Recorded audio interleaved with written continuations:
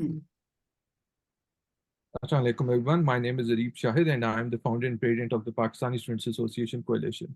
The PSA Coalition serves as a beacon of unity, a bridge connecting Pakistani students and Pakistani student organizations across the US. In these times of profound uncertainty back in Pakistan, the PSA Coalition has risen as a pivotal platform, both for Pakistani students here in the US and in other parts of the world, to engage in meaningful and constructive dialogue. Our coalition not only debates Pakistan's most pressing and pertinent issues, but is also focused on celebrating Pakistan's vibrant diversity and rich culture. Our mission is very clear: to foster a sense of unity, to engage in meaningful and productive discussions, understanding the role we as students can play in propelling our country towards a future marked by stability and prosperity. Today's session is especially meaningful and important as it delves into the very essence of Pakistan, its past, its present, and the forces that have shaped our country's identity. We are very honored to have with us Professor Ayesha Jalal, a scholar whose work has profoundly influenced our understanding of our country's history and identity. We are very excited to embark on this journey of reflection and discovery with Professor Ayesha Jalal. And now, without wasting further time, I'm going to hand over to Lina Hussain, our coalition's Director of Operations, to formally begin the session and introduce our esteemed speaker. Thank you.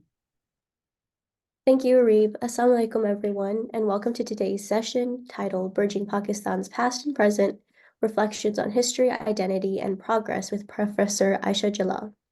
Professor Jalal is one of South Asia's most distinguished historians and has made exceptional contributions to the literature, understanding, and development of historiography on Pakistan. Professor Jalal holds a bachelor's degree in history and political science from Wellesley College and a PhD in history from the University of Cambridge. Her groundbreaking research has provided profound insights into the complex socio-political landscapes of South Asia, with particular emphasis on the partition of India and Pakistan, the dynamics of Muslim identity, and the intricacies of nationalism and colonialism. She has served as the Mary Richardson Professor of History at Tufts University. Her seminal works, including The Sole Spokesman, Jinnah, the Muslim League, and the Demand for Pakistan and Partitions of Allah, Jihad in South Asia, are widely acclaimed and, for many of us, are a core academic source for our studies. Professor Jalal's excellence in the field of history has earned her numerous accolades, including the prestigious MacArthur Fellowship. Today's session will delve into Pakistan's historical creation, the ways in which the history has shaped the nation's identity, and how both history and identity continue to influence Pakistan's current social, political, and economic landscape. We will be drawing upon Professor Jalal's scholarship to explore, assess, and debate the processes through which Pakistan came to being, and to highlight the parallels between Pakistan's inception in 1947 and the country's current challenges. The discussion will be moderated by Myra Ahmed, Director of Political and Educational Affairs at PSA Coalition, and Abdullah Bali, Director of Public Relations at the PSA Coalition. I will now hand it over to Myra and Abdullah to initiate our segment. The floor is yours. Thank you very much, Lina. Professor Jalal, thank you very much for taking the time and joining us today. It is a true honor to have you here. We are all looking forward to a thoroughly engaging and insightful discussion. We want to begin this discussion by delving into Pakistan's past. We will then slowly progress towards the present day and explore parallels over time. Abdullah, please start us off with the first question. All right, thank you so much. Assalamu alaikum, Professor Jalal. Thank you for coming today. Really appreciate it. So to start us off, we were wanting to gauge an overarching understanding of the way Pakistan came into being, like the key stakeholders, the key policies, and the key shifts that led to Pakistan's realization. Could you provide us with a brief outline of the partition process as you see it? I mean, this is a very vast question. I mean, you need to be more specific what you really are driving at. I can take half an hour answering you. So I think it would help to be asked a more specific question. I mean, to say what I think of why partition happened. I mean, I can try. I mean, but I don't think it's the whole story. So if you can make it more specific, it'll be easier for me to answer you. I mean, what exactly are you interested in engaging? I mean, why was Pakistan created? Why did partition take place? Is that what it is? Or what is it? I think the problem that I would like to emphasize is that it's your interpretation of why Pakistan came into existence that is at the core of your dilemmas. And I'm not suggesting that understanding history changes anything in terms of the actual reality of Pakistan, but I think it does sort of mitigate the confusion in the minds of young people. So I will say that the predominant sort of perception that is drummed into your heads from childhood is that Pakistan was created because of religion. And I think that that narrative, which is part of the official narrative, is only part of the story. Religion is, with a capital R, is a concept that is utilized not just in Pakistan, but everywhere, extremely loosely. We don't know what we mean by it. What do you mean by religion when you say that Pakistan was created for religion? I mean, was it because Hindus and Muslims were having battles on theological questions, on the idea of God, on interpretations of the Quran, or what was it? I mean, the point is that it was a political movement where Muslims were agitating to get their rights, their share of power, when the British devolved power and left the subcontinent. So I think that's the first question. And in my own work, I have drawn the distinction between religion as identity, which is my book, Self and Sovereignty, and religion as faith. The religion as identity clearly played a role insofar as Muslims in India were a separate political category. And considered themselves, and of course, from being a minority, they had been metamorphosized into a nation in 1940. That was the primary claim of the Lahore Resolution, that Muslims are not a minority, but a nation by international standards. So yes, at that level, identity played a role. But by looking at identity politics, it doesn't tell you anything about faith. It doesn't tell you anything about anybody's faith. So I do think that it's important to realize that this was a political movement for the rights of Muslims in the subcontinent. As it turned out, I mean, and of course, a lot is made in the official narratives of the history that Jinnah was able to make in 1947. It's considered to be a great achievement. I think the problem with that interpretation from a historical perspective is that too little is made of the history that made Jinnah. So I think it's important to contextualize what Jinnah was doing. To simply harp on religion, capital R, whatever that means to people, and that is the core of the problem. I'm not saying that there wasn't, but it was primarily religion as identity and not religion as faith that was the motivating factor in the movement for Pakistan. There were provincial dynamics. There's a complete ignorance of the provincial dimension of in the making of Pakistan. You need to understand Punjab's politics, the politics of Bengal, the politics of Muslim minority provinces, i.e. provinces where Muslims were in a minority vis-a-vis Indians, Hindus, for instance, the United Provinces, later Uttar Pradesh, now in India.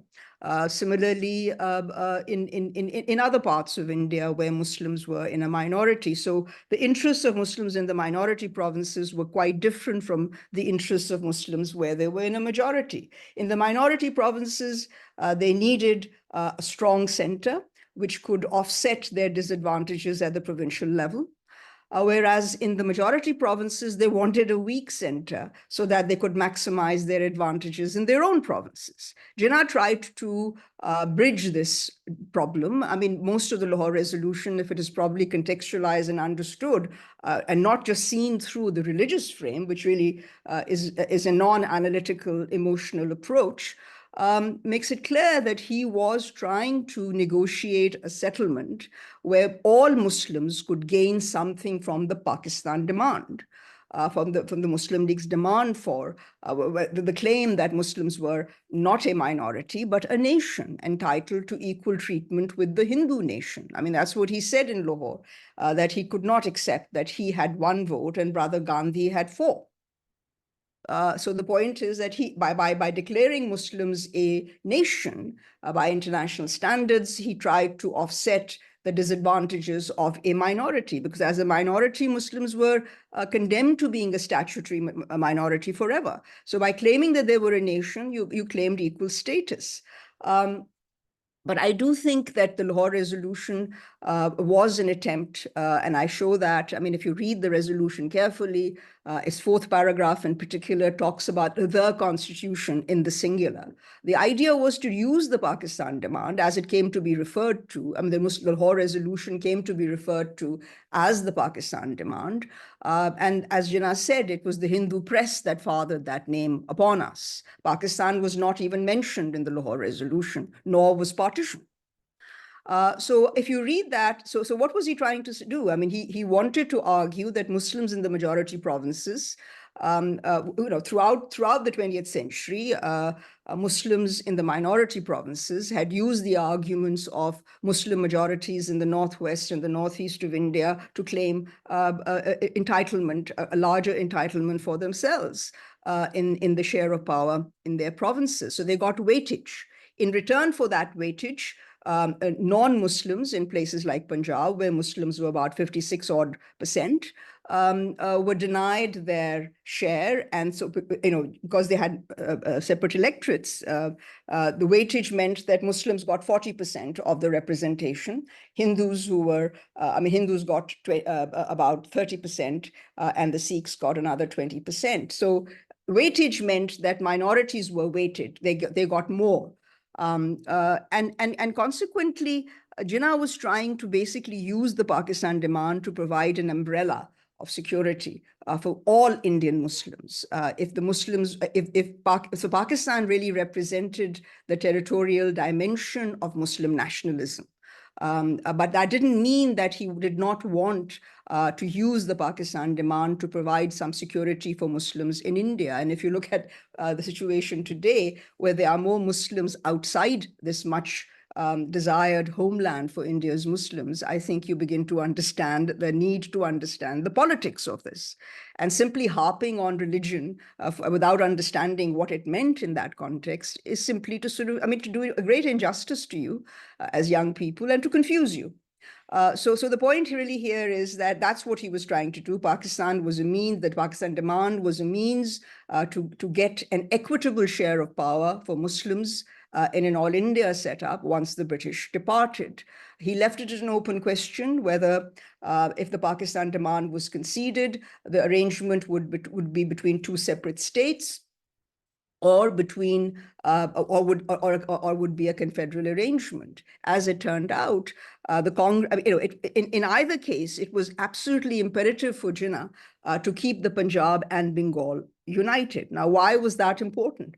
Because Punjab and Bengal were the two main Muslim majority provinces in the subcontinent. And I just wanted to move back a little and say two things to you. First of all, just imagine if Punjab and Bengal had not been divided and there had been no partition, just theoretically, conceptually, there would have been no Hindu majority overwhelming. UP would not have dominated India to the extent that it does today. So by dividing Punjab and Bengal, you basically weakened the Muslim share. Jinnah wanted to keep them united. So that was one thing. And I think that one of the main questions that I asked, my sort of primary question in my book, The Sole Spokesman, Jinnah, the Muslim League and the Demand for Pakistan, was, how did a Pakistan come about that satisfied the interests of its main Muslim constituents so poorly? Not only were the Muslims in the minority provinces left high and dry, they were the most enthusiastic supporters of Pakistan, but even the Muslim majority provinces, Punjab and Bengal, where Muslims could have hoped to dominate the provincial arenas politically, got divided. So this is what happened. So what is the lesson to be drawn? The lesson to be drawn here is that one cannot assume that a demand for a nation state status necessarily culminates in a specific kind of state.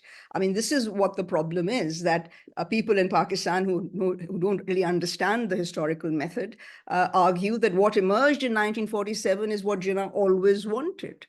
The result is confusion. Jinnah had rejected this Pakistan as a moth-eaten, truncated, a Pakistan in 1944. He had rejected it again in 1945 at the time of the Cabinet Mission Plan. But in 1947, we are told this is what he wanted.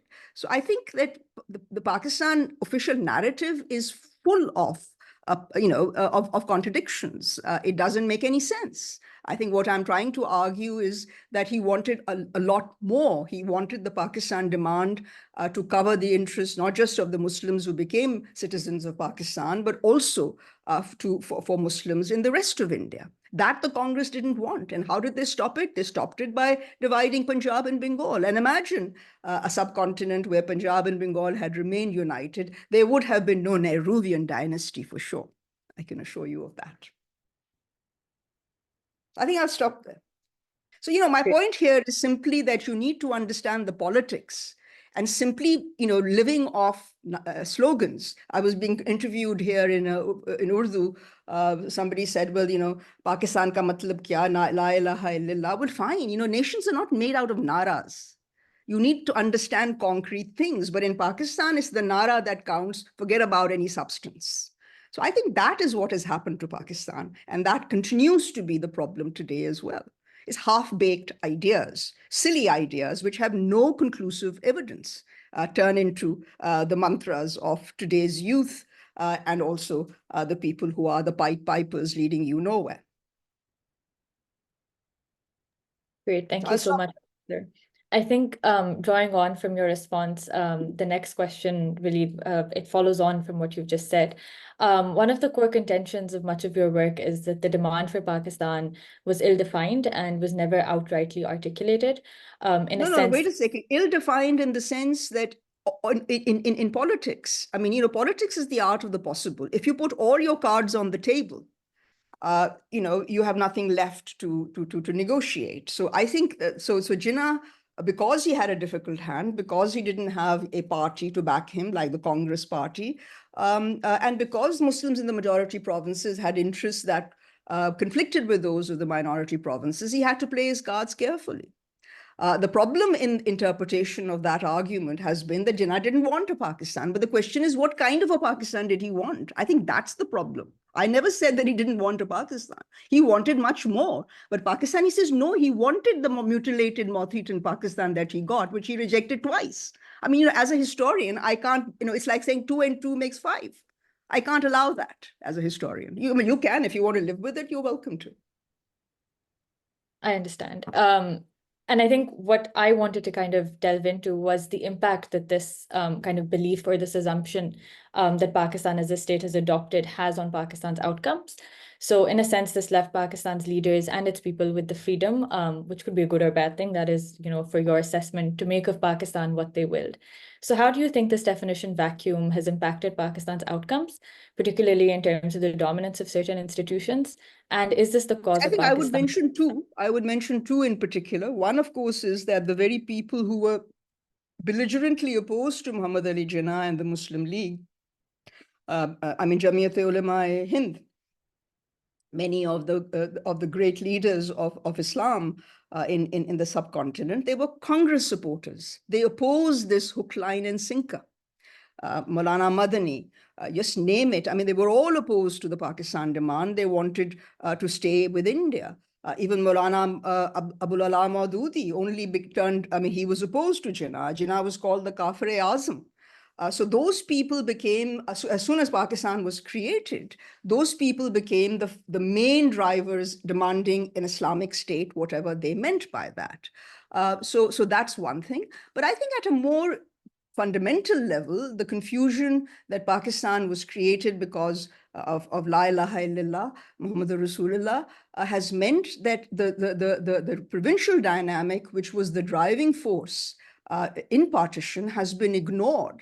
And instead of Islam being used as a cement to unite Muslims, has been used by the ruling elites as a divisive force to deny provincial aspirations, provincial desire for political equity and economic equity. That's the tragedy of Pakistan.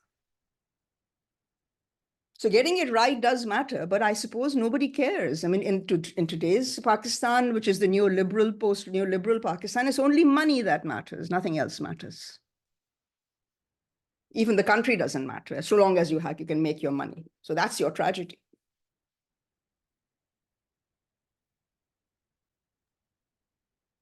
All right, I guess I'll go next. So my question is more related to what I gathered from reading the sole spokesperson or the sole spokesman. I apologize. So you go to great lengths to describe the complicated chess game between Jinnah, the Congress, and Lord Mountbatten. For example, Congress tried to checkmate Jinnah by accusing him of violating the agreement of the cabinet mission proposal and then trying to expel the Muslim League. Jinnah demanded a separation of the Indian army prior to the British disengagement that, in essence, basically tried to stall the British exit from India. Mountbatten was arguing Punjab and Bengal should be divided because if Jinnah wants Muslim self-determination, why aren't the minorities in that province allowed that same self-determination? Jinnah would counter by saying that if he wants to do that, he has to devolve power to the provinces first. And a lot of these policies and a lot of these games were very contradictory on all sides. Jinnah was also contradictory in a sense from the way he was trying to discuss it. You said in the previous answer that he was trying to bridge the two. And even when, for example, Sardar Patel and Nehru tried to pressure Jinnah, either you accept the demand for a unitary state or we will favor partition. And then for Jinnah to then turn around and say, if this is going to happen, he told Mountbatten to recognize him as Pakistan's first governor general. And you say this and then you also commented that it was very hard for anyone to get into Jinnah's mind. So from your assessment, just based on his actions and what we can infer to be his intent, what did Jinnah actually hope to accomplish? Because we get these pieces of the idea that he wanted more he wanted more in Pakistan. He wanted to bridge the gap between two different peoples, the minority Muslim and majority Muslim provinces. And what ended up happening, was that something that he was content with, that he actually did seek to accomplish? Well, I've already said what he wanted, but I'll repeat it for you. I said that Jinnah was looking for a power-sharing arrangement where Muslims would have an equitable share of power at an all-India center reconstructed on the basis that Muslims, instead of being a minority, were a nation whose territorial expression was represented by the Muslim majority provinces, undivided Muslim majority provinces of Punjab and Bengal and Sindh and frontier. So that was his demand. He hoped to use this arrangement to raise a shield of defense for all Indian Muslims, to give them some kind of protection. He argued that the minorities in Pakistan would be given, I mean, that's what the resolution says, they would have reciprocal safeguards in Pakistan, the same safeguards that Muslims would have in areas where they were in a minority, i.e. Hindustan. It was, he always spoke of Pakistan and Hindustan. His contention was that without the Pakistan areas, or the areas claimed for Pakistan, there could be no India. The Congress, on the other hand, at the last minute insisted and won the point that Pakistan was simply a seceding area, it was a seceding state, not a successor state. It was seceding from a united India that already existed and would continue to exist with just some areas splitting off. That's what happened. So I think that you need so the contradiction that you are talking about is not in Jinnah's mind. Jinnah was quite clear what he wanted. He was squeezed by Mountbatten because he was against the partition of Punjab and Bengal. And he was squeezed into accepting that, something he had rejected first in 44, then again in 45. That's the point. So I don't think there's any contradiction. The contradiction is, if anything, in your mind. Fair enough. Just briefly following up on that, was the result of what happened in Pakistan? I know you briefly commented at the end of the book that what he had ultimately hoped for did not come to pass, but did he feel like did he achieve anything really tangible for the Muslims of India besides obviously the partition? Like, absolutely. I mean, he didn't get what he wanted, which was because he was cut short by the Congress. His idea was twofold. One was to win the idea, to get the principle of Pakistan conceded based on undivided Punjab and Bengal. Congress stopped him there by dividing them. His second part was that he would use this kind of a Pakistan to negotiate a settlement, which together with the Muslim share in the army would give the Muslim areas a substantial share. So he was deprived of what he wanted. He wanted a lot more. But to say that because he didn't succeed in getting what he wanted, it was a total and complete failure, I would say no. I think that while he had hoped to use the Pakistan demand for all Indian Muslims, which was consistent with the claims of the All India Muslim League to speak on behalf of all Muslims, he had to settle for what he got. And it was still an opportunity for the Muslims to try and make the best of what they got, which is why the Congress was so determined that they were accepting this arrangement only if Mr. Jinnah accepted it as a final settlement. Mr. Jinnah didn't want to accept it as a final settlement. What did he ask for in May when this idea came that he could have divided Punjab and Sindh? He wanted a corridor linking East and West Pakistan, running through India. That's what he demanded, to show that he didn't accept it. But Mountbatten, who was doing the bidding for the Congress in the final end game, said that if in the case of Pakistan, we can only set up a tent, we can't. We can either set up a Nissan hut or a tent. In Pakistan's case, we're setting up a tent. The idea was that the tent will collapse. So, the people who go on about will Pakistan survive can't, the point is not will Pakistan survive or the question, the real historical question is how has Pakistan survived and at what cost? Thank you for that response. I think I'm going to divert slightly from the previous question now and shift our focus from the partition process to the actual impacts of partition and the post-partition environment that Pakistan inherited. So one of the many great phrases that you use in your works is that there's been a wide chasm between the meanings and the memories of partition. And you argue that Pakistan has often used the circumstances of partition as a sort of justification for its present position. So the early death of founder Quaid-e-Azam Muhammad Ali Jinnah, the loss of the industrial base, and also the loss of the established government apparatus to colonial boundaries. These are all sort of examples of reasons that we often blame for the country's current challenges and failures. So firstly, what were Pakistan's most significant structural disadvantages at partition, and what do you think their impact was? And secondly, to what extent do you think that these disadvantages justify or explain Pakistan's divergence from India's social, political, and economic development? I think these are questions that I answer in my second book, The State of Martial Rule, The Origins of Pakistan's Political Economy of Defense, and my third book, Democracy and Authoritarianism in South Asia. To answer, so the structural problems that Pakistan faced as a result of partition, as I explained, is that Pakistan inherited 33% of the defense forces, its share of the defense forces of undivided India was about a third, roughly. But its share of the financial resources was just 17.5%. And I think it's important for you to understand that the British Chiefs of Staff warned that the cost of defending Pakistan would be the same as the cost of defending the whole of India, of United India. In other words, that it would be unviable, they argued, and not to mention the perks the army would demand. It's all there. It's all there in the papers. It's there in my book, chapter 3 of the State of Martial Rule.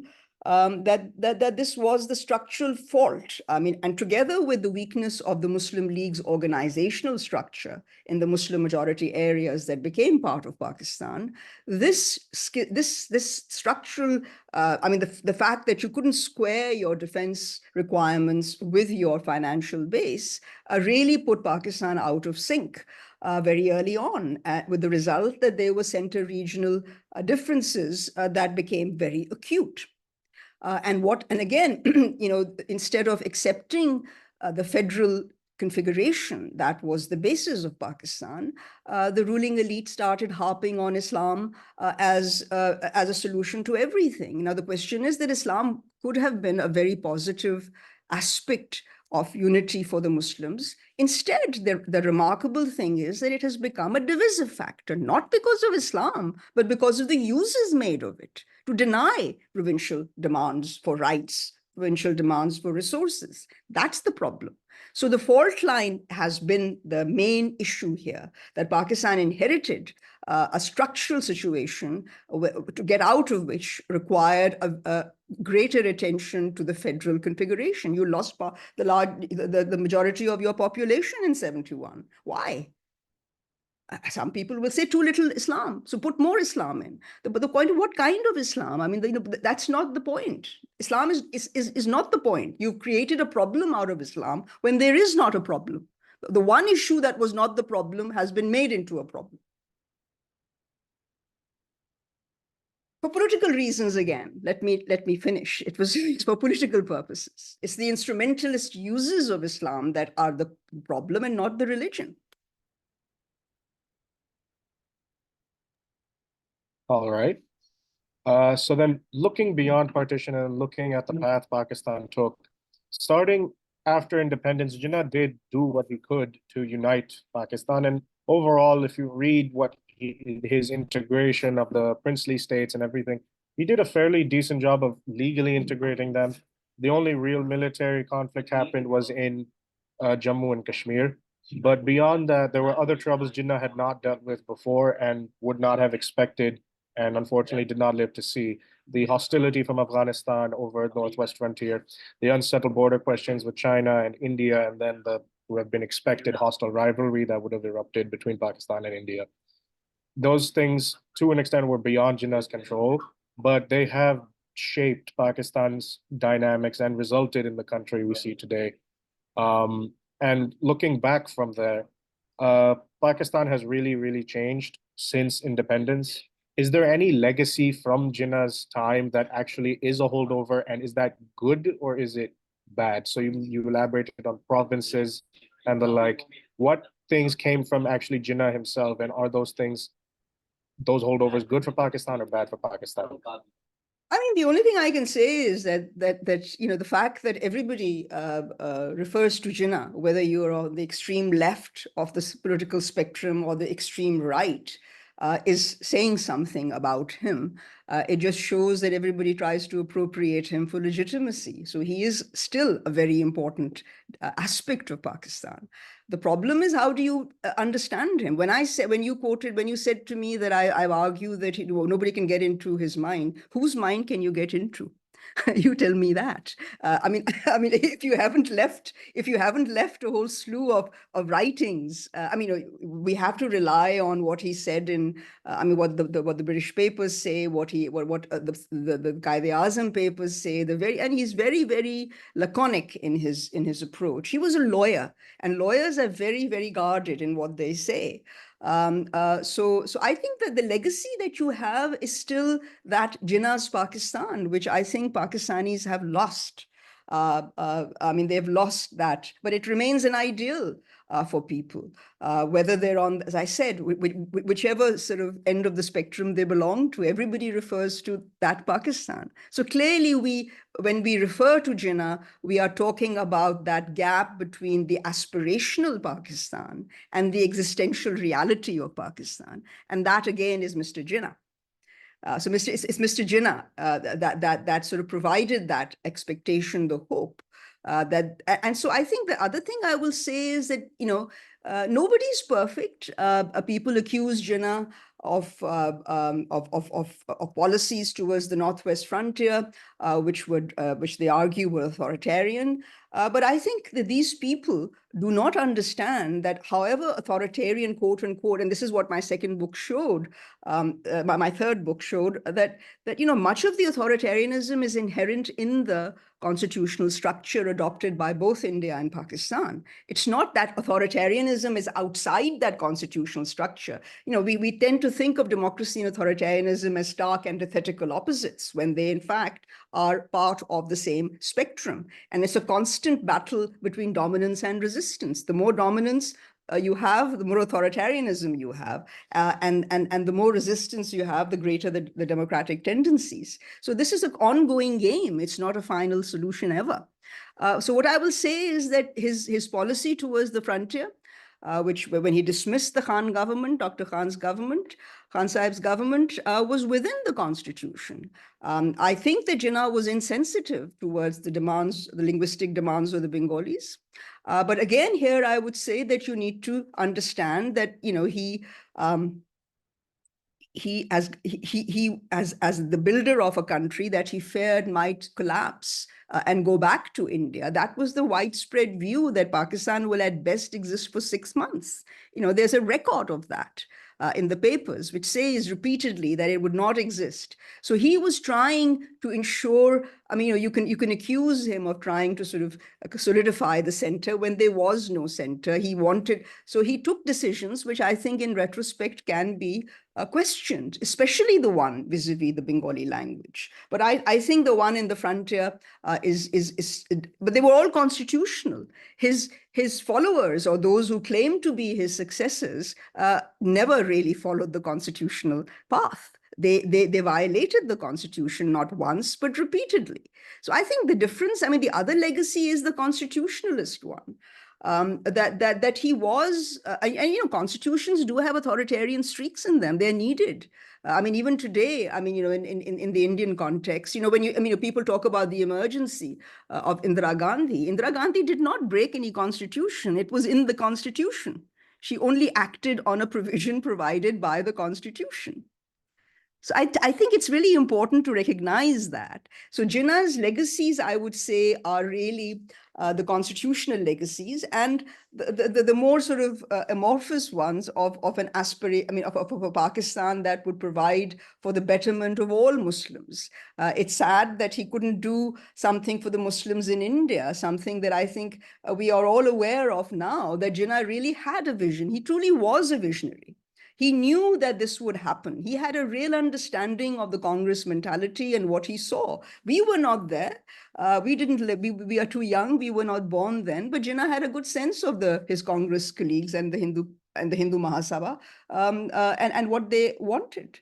So I think that what he was trying to do points to his vision. And as students from Pakistan and who are interested in it, I think that, what can you say? Yes, Pakistan has diverged dramatically from Pakistan. It is far from being Jinnah's Pakistan. But what is Mr. Jinnah's relevance? These are all the factors that are still making him relevant for us, because in Jinnah, Jinnah represents our unmet aspirations for Pakistan. Great, thank you so much. I want to take the final question back to what I think lies at the heart of almost everything we discuss at the PSA Coalition, and also at the heart of so much of your work. Just last week, Pakistan celebrated its 77th Independence Day in the midst of internet shutdowns, inflationary crises, and immense polarization. And for many of us, Independence Day, as you were saying, has lost its meaning, and it's become just mere sloganeering and decoration. So do you think that Pakistan and its people are truly independent today? And if not, what do you think Pakistan needs independence from to realize its immense potential? Myra, there's no such thing as absolute independence. Is America totally free? Is anybody totally free? Independence is a relative term. It's relative to something. So I think that while Pakistanis won political independence, but even if a compromised one, given the global order, something I argue in my book, The Struggle for Pakistan, that there's nothing ever happens in Pakistan without a connection to global politics. It is a compromise, but that's true of many other countries. I don't think that makes Pakistan unique. And of course, the economic independence was also not forthcoming. And, the capitalist system in which our leaders, the earlier ones and the current ones, have put Pakistan in, means that your you are not economically independent. And the fact that you've pursued policies where your elite don't want to expand the taxation base because that will hurt their vote banks has meant that you are constantly in search for money. And the fact that you were occupying a strategically important role in the Cold War meant that you could sort of avoid those taxing your own people, raising your own money, because you were a rentier state. This country has a rentier mentality. But the international system has moved on. Pakistan is no longer relevant to America's designs in Afghanistan and Central Asia or Iran or whatever. America has other means to achieve those. So I do think that is a major problem, that our leaders have not really kept up with the pace of change. They're too busy greasing their own palms and making their own money. I mean, the tragedy of Pakistan today, and there are many, one of them is that our leaders cannot distinguish between private interests, public interests, and national interests. They're all the same for them. Their private interest is the public's interest. I mean, the public's interest is what and the other tragedy is that it seems that the game plan seems to be to make fools of the people. The better you are at it, the more successful you are politically. So I would say that, returning to the question of are we fully independent, I think that I would say that it's all relative, but I think that the one aspect of independence which has been most undermined by Pakistan because of a lack of attention to the education system and its dismantling effectively is the failure of Pakistan to decolonize the mind adequately. We are still wrapped up in colonial notions. The notions that the colonial state created for its own purposes continue to guide our leadership, our state officials. That is what is wrong. You need to have a state that is responsive to the changing needs of Pakistan, but we haven't got that. I mean, look at the mistrust with which people are treated. I think the police is the perfect example, because the police anywhere in the world is the instrument for the exercise of state sovereignty. And the police in this country treats the people as if they are suspicious elements. And that suspicion really stems from the colonial, it's a colonial legacy. So I think that the failure, the failed decolonization of the mind, and the fact that we do not have the mental ability to move ahead. We are too wrapped up in our little petty battles. I mean, our elites can't even think of the people. They invoke the people, but they're really only interested in getting into power. What they do there is another matter. They can't do anything. They just want the power. So I think that is the real problem. Your independence is extremely compromised. But I think the final point I'll say is that, and I suppose that's a positive and somewhat, it offsets the critique that I'm presenting, is that, you do need to place Pakistan in a global context. There is a shocking insularity that has taken over Pakistanis. Across the board. I've been in Pakistan for the last sort of several months, and I mean, I've been witnessing this insularity of analysis. Not only is Pakistan thoroughly unique, but they want to make sure that none of you, I don't know whether you are Pakistani-based or part of the so-called diaspora, should have nothing to do with Pakistan, because you've chosen to be abroad, so you should stay abroad and never do anything for Pakistan, because they're so mediocre that they're afraid that they can't, if the Pakistanis were given importance from outside who have a better education. So that's the other insularity. But the worst is that the analysis that I'm hearing here is all about Pakistan. It's as if that everything that happens in Pakistan is uniquely a Pakistani problem. Whereas if you were to see things transnationally, you will understand the extent to which neoliberal policies pursued for the last several decades have really marred the relationship between state and society globally.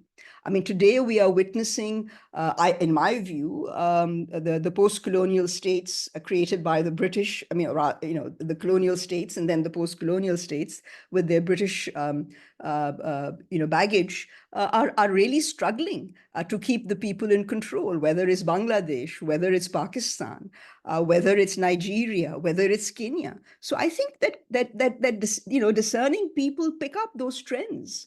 And I fear that in Pakistan, that kind of, I mean, the insularity and the obsession with being Pakistani and only Pakistani and pure Pakistani, even in analysis, don't ever talk about anything else. There's a global economic crisis, but we are talking about the problems of Pakistan with no reference to what's happening globally. So I do think it's a real disservice to the people of Pakistan. So you need to really broaden out and understand that what you're going through are, yes, you have specific issues that are specific to you, but there are also some global trends. And amongst the most sort of noxious trends has been the neoliberal legacy, deregulated capital, and complete injustice, a complete and glaring injustice across the board. That's what we've been witnessing, and this is not specific to Pakistan. Thank you so much. I think your final response is a particularly potent lesson for all of us, who are, I think many of us I can talk a lot more, but it's a question of really sort of, it's my observation as well that we would be better. I tell those people I meet that they need to be more analytical transnationally. I mean, I do think Pakistan has specific problems, but they are better seen in the context of policies that are global. 100%. Thank you so much for such a thought-provoking and enlightening discussion with us. Your insights into the intricate layers of Pakistan's history and identity provide great food for thought for all of us to question our internalized assumptions, both at an academic and a personal level. We now look forward to delving deeper into these themes in our Q&A session. I will hand over to Lina, our Director of Operations, and Shahzeb, a dedicated member of our coalition, to facilitate the audience Q&A. Over to you, Lina and Shahzeb. Thank you, Myra, and thank you, Professor Jalal, for such a rich and engaging discussion. We'll move on to the question and answer sessions now. We've received excellent questions from our audience, reflecting the deep interest and curiosity sparked by your insights. I'm excited to dive into these with you. To start off with our first question, which touches on the enduring impact of partition on contemporary South Asian politics. The question is, since Pakistan's creation, what struggles are recurring throughout our history, and what recurring struggles basically have you observed that are currently happening in Pakistan, which are like a remnant of our post-colonial past? I remember, another book I wrote called The Pity of Partition, where I explained, and this is, of course, that the pity of partition, at least as far as Saadat Hasan Manto was concerned, was not that there were now two states instead of one. I think a lot of people think that that's what the pity of partition is. The pity of partition, and what sort of really has sustained itself, is that people remain victims of savagery, a human bestiality, that people that despite the freedom that they have won, they have not overcome. That's what Manto asked, that now that we are free, who will we now sort of dominate? What will happen? And Du Bois, of course, for those who, I'm sure all of you know Du Bois, who famously said that slavery and freedom are intrinsically linked. I mean, you need slavery in order to have freedom. So I do think that the lingering aspect of the fact that nothing really has changed, human beings remain as bigoted and as prone to a kind of narrow-minded, religiously informed bigotry as before, is the real pity of partition and what sustains us. We've become even more sort of narrow-minded instead of being more expansive and understanding that many of our problems are not sort of rooted in identity. I mean, identity was a means for consolidation of state authority. It was a means even to fight colonialism. But identity, you do need to go beyond identity and understand the commonality of the problems that we all face as human beings. We are all victims of racism, and as Pakistanis, I mean, I think we are all victims of Pakistanophobia, if not Islamophobia. The Islamophobia is there, but there is a danger of it being replaced by Pakistan phobia. So I do think that these are the great tragedies that we have not really been able to address. And that's really what makes it so unfair for the younger generation, for all of you, this is what has been going on now for 77 years. Things were a little better, I may point out earlier, but things are now really dire. And the tragedy is that our leaders don't seem to have the vision or the ability mentally or professionally to overcome these problems. They're too busy trying to save their own necks, if possible, and advancing their own interests. But I think the schism between the state and politics and the people are invoked all the time, but the point is that if you look at Pakistan today, the real battles are not over issues of the people. It's about politicians fighting it over. So I think that I think is a new twist. So long as the colonial state was, the colonial masters were there, we did have a concerted attempt to sort of get rid of them. But no sooner had independence been won that all of that turned inwards for reasons that I've already explained. The desire to perpetuate the post-colonial state. Why do we call it the post-colonial state? It's precisely because colonialism is persisting. It's precisely because unfreedom is persisting, and that you live in a context of the persistence of unfreedom in freedom. That's your tragedy. That's our tragedy. Thank you for that response. Abdul Hanan asks, how different would the development of the country be if Muhammad Ali Jinnah had lived for longer than a year as the leader of the country? I don't believe that one individual makes, this is the kind of one, this is the kind of great myth that, the right leader comes about, everything will be sorted out. The problems that Pakistan is facing are systemic. Jinnah, so long as he lived, and he was a very sick man, he did try to maintain some semblance of a constitutional process. That's what he tried to do. But once you start slipping on that level, then there's nothing. I mean, the tragedy of Pakistan, another amongst the many tragedies, is that we can't even agree on the rules of procedure. Most countries have sorted these things out. We're still fighting about basic rules of procedure. Basic, we want the judiciary to legislate. We want the parliament to go out or put them into jail or have NAB cases against them. So, none of the institutions are doing what they're supposed to be doing. So, unless Pakistanis can develop a really unique system where the judiciary interprets and writes the constitution, the parliamentarians are useless because there's nobody believes in them. So we have constant protests outside. This is not the way that states work. You need to, I can understand the need for rethinking the state, but you can't do without the state. The state may be a post-colonial state, but, it's been easier to continue with it than to come up with ideas of what we want to replace it with. And certainly this is not a country or a people of a revolutionary bent. I spend a lot of time reading on China, and I shudder to say that we are nowhere near them. They went through a revolution. Ours will be an evolutionary process, but where are the ideas? Well, it's your generation that is going to have to do it. Really, you have to think up, and you need to open up your minds to do that, rather than, having an open-mindedness and taking good ideas and best case practices may be helpful, and also to talk. Here we've ended up in a scenario where everybody thinks that the opposition or their rivals are enemies. They're not rivals, they're enemies. Just eliminate them. I'm afraid this is the kind of populism that, again, is not specifically Pakistani, is global. This has been one of the neoliberal, the results of neoliberalism. that we've ended up in this kind of a scenario. I mean, right-wing populism.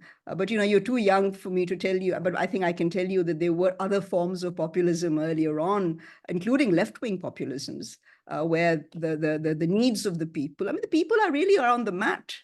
It's not just even non-met aspirations, but really sliding aspirations. I mean, this is what I hear from poor people, that we are not poor, we are being made poor. That's the problem. Thank you, Professor. That was an excellent and very inspirational response, especially given the context of increasing polarization across the global world, which makes me ponder to our next question, asked by Faisal Ali. He is asking, how can Pakistan reconcile its historical narratives with the complexities of its past? And what do you see the dangers of historical revisionism in this context? I mean, I disagree with the depiction of my work as historical revisionism. If you had done your history correctly, which you haven't, I mean, so revisionism only makes sense when the history has been done. I mean, all you have is an official narrative. In India, too, there is an official narrative, but the difference with India is that India, being much larger, also produced academic work. Where is your academic work? You might have a handful of Pakistanis who've done really first-rate scholarship, but we've killed the discipline of history. So I do think that learning from history becomes more difficult when you are only working with official narratives, because the official narratives of an authoritarian state will treat your so-called revisionism as anti-state. So I don't consider my work revisionist, because I think that the history was never written of partition to begin with. So to say that there will be dangers, the dangers are that we lack a historical consciousness, and that we have conceded too much ground to the state. I mean, in every state, there are official narratives which are not quite complete, including the United States. Harvard Zen's famous book, A People's History. Everybody wants to talk about the people in Pakistan, but which people? Which people are you talking about? Nobody asks which people. So I think that the definition of people is also, much like religion, much in need of dismantling and disaggregating. So I think that when we say that, how can Pakistan come? I think Pakistan needs to sort of recognize its complex history and address some of the more, the immediate needs of the people. I mean, but to allow debates amongst historians, you haven't allowed that to really happen. History as a profession, as an academic discipline, has not really been taught in Pakistan. There are some attempts now, but I think that history here is ideology. So what you are talking about the dangers of quote unquote revisionism, it is really sort of the critique of ideology, that ideology has replaced history. Going to pivot real quick to answer a question from our live chat. The education system in many post-colonial states still reflects colonial era priorities. How do you suggest we can reform education in Pakistan to foster a more decolonized and locally relevant mindset? The point is that it requires political will. Let me say one thing to you, that there are two aspects of Pakistan that I believe that more has been written about, more reports, more commissions. One is education, and the other is the bureaucracy. Now, the question is that we are not lacking in ideas. We just lack the political will to implement them. That's the problem. So it's not that, you need to find solutions. I mean, that's the mistake. I think that what I would urge you to understand is why things don't change, despite some excellent ideas that have been produced over the years. People are preventing them from happening. Why? And I think that, I would hesitate to say that it's because of one issue alone. People are obviously, those in power are uncertain, have been uncertain over the years about what changes would mean for them. I mean, imagine a country where they had students like you asking questions, critical questions. In Pakistan, nobody's supposed to think. You're supposed to learn by rote, right? You're supposed to write what you are told to write, not to question anything. So consequently, the education system is producing people that cannot really deal with the unexpected, the emergency aspects. They can only think within the box. So you're not preparing people. And such people who don't think are easier to manage, easier to handle. So I think that's how I would say that the problem really is political. It's the lack of a political will rather than the fact that we do not have ability or that I think that our students are being given a substandard education on purpose. I think that is what has happened, that people are too scared to have too many. I mean, there is a fear of the youth, which I think is wonderful. But the fact is that it's a youth that you have not really equipped with the ability to ask those critical questions that can really bring about really dynamic change in this country, because there is a fear factor. So keeping the status quo has become the primary end of politics, even if the status quo is the cause of the problems. That's the sad part. Definitely, Professor. And having been raised in the Pakistani education system, I can completely testify to this. I did my undergrad from LUMS, and only in LUMS was the first time I actually read one of LUMS students your are articles. excellent. I mean, you guys are excellent. It's just that you're not prepared, not allowed to think. I mean, they're afraid of you. So exactly. That's the problem. But I would say that critical thought is really important for all of you to nurture. I mean, I'm not saying that you should take on things politically, but at least, I mean, I've taught at LUMS many times. And I remember, I mean, the excellent students I've come across who would say, well, why haven't we been taught this? There's nothing objectionable to this. So the point really here is that the students are receptive, but they are not really allowed to think for themselves. They're told what to think. And that I think, thank God for the private institutions. And I don't think the problem is with the private institutions. The problem really is with the government-owned institutions, which account for 90% of our student body. Exactly, Professor. I'm taking one more question from the audience, from Azim Sajid. How do you view the role of historical memory in reconciliation efforts between India and Pakistan? Are there any aspects of the shared past that you believe could serve as a foundation for better relations? That's a very good question. And I think it's being done at a people-to-people level, but it's a drop in the ocean. Until the two states sort of change their policy. And there I would only say that it's very important in memory to know what kind, I mean, it's important to remember, but it's also important to forget and forgive and move on. So discerning that, I think, is the tricky part of what you have to forget in order to move on. But I do believe that at a people-to-people level, there are a lot of people, especially the fact that the diasporic space that you all have, because of your educational system, provides you with the opportunity to share those. The problem lies at the state level. When it comes to the state will not. I mean, look at the Fulbrights.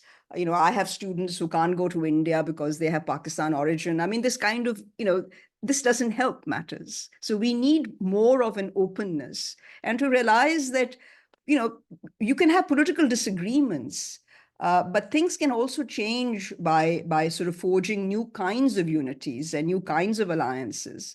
But this kind of perpetual animosity. So, the enemies without are, I think, at the moment in countries like Pakistan and India, perhaps less significant than the enemies within. So I think that's really that's what ends up happening, that, when you have this static view of the other enemy, outside enemy, because of ideological education or ideological indoctrination, you then sort of turn inwards. And so, the last thing I want to say and round up this thing about partition, since you began with partition, is that partition was not just an event that happened in 1947. Partition is a mode of thinking that is happening as we speak. It's a mode that divides people that history and tradition had united at various levels, not devoid of conflict, but it is a human necessity to find mechanisms to at least moderate our conflicts. That's why we talk about democratic institutions or institutions that can be mediational. Unfortunately, in Pakistan, we only have meddling institutions. So, I mean, the problem is that you need mediational institutions because democracy is conflict. You do need to moderate those conflicts. So again, to sort of say that partition is ongoing is a lot of food for thought because it's a particular way of seeing things. And it's a particular way that I'm sad to say most of the Pakistanis are not permitted at the educational level to question. They simply accept. They are simply supposed to accept what they are given. Thank you so much. For our last question. That's the last question. Okay, there's one more. This is the last question. How have social hierarchies and class distinctions evolved in Pakistan over time, and what impact do they have on contemporary society? Devastating. I think the class distinctions have become much more accentuated. And I believe, I've been talking about neoliberalism, perhaps. I mean, I think everybody understands what I mean. If you look at I'm not sort of a propagator of liberalism, but what I do want to say is there was a time after 1945, after the Second World War, where capital was promoted by states across the board, but capital was regulated. The so-called Washingtonian consensus has led to the deregulation of capital.